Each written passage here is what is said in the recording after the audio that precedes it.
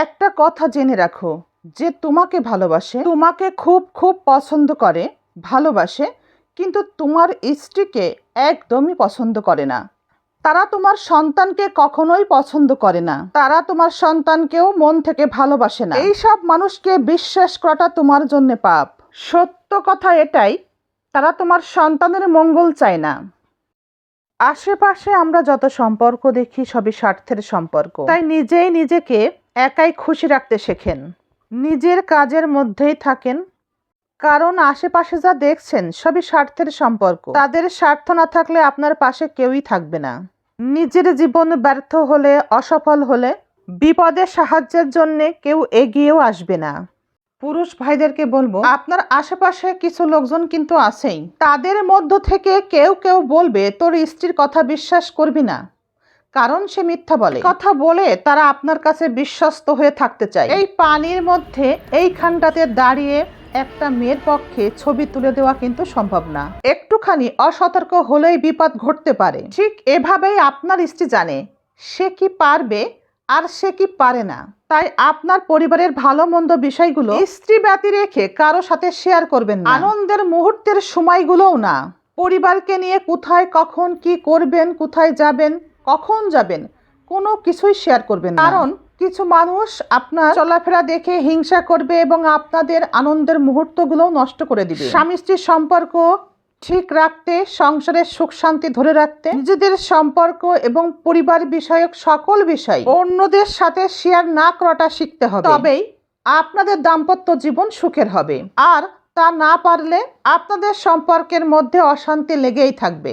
শাশুড়ি হয়েও দেখলাম না আপনার শাশুড়ির সাথে আপনাকে থাকতে। ননদকেও দেখলাম না তার শ্বশুর শাশুড়ি, ননদ, দেবর, ভাসুর তাদের ছেলে মেয়েদেরকে নিয়ে একসাথে থাকতে। সবাইকে নিয়ে একত্রে থাকতেই তো দেখলাম না। অথচ দেখেন কি অদ্ভুত একটা ব্যাপার, এই সব মানুষই তাদের ঘরের বউ, তাদের ঘরের ভাইয়ের বউটিকে নানাভাবে জ্ঞান দিতে আসে। কোনো ভাইয়ের স্ত্রীর হক যদি তোমরা এভাবে হরণ করার চেষ্টা করো, কিয়ামতের দিন এ পাপের থেকে মুক্তি তোমরাও পাবে না।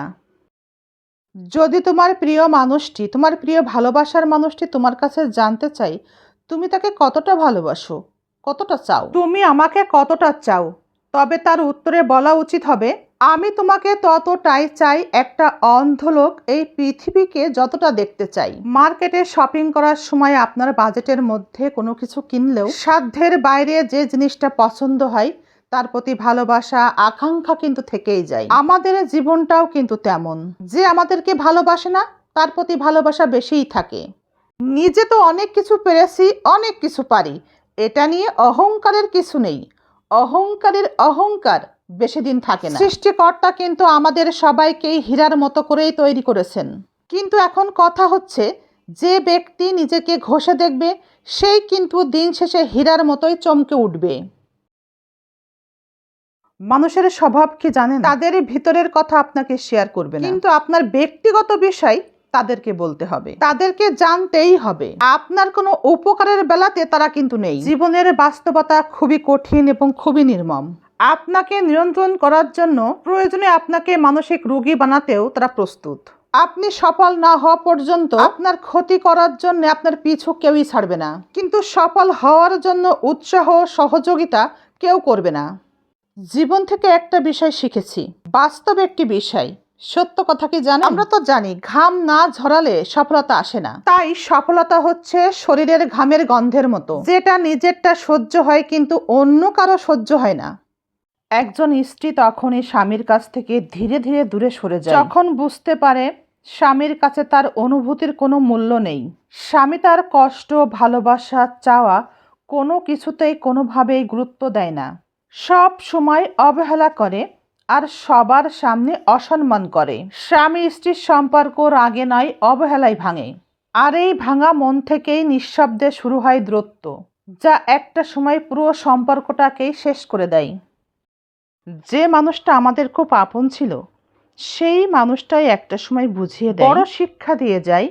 মায়ার বাঁধনে জড়িয়ে থাকা মানুষটিও একটা সময় অচেনা হয়ে যায়, শিখিয়ে দেয় কে আপন, আর কে পর। কষ্ট পেয়ে ভেঙে পড়লেও নিজের চলার পথটা ঠিকই একদিন শক্তিশালী হয়, কিন্তু ওই মানুষটার পরাজয় হয়।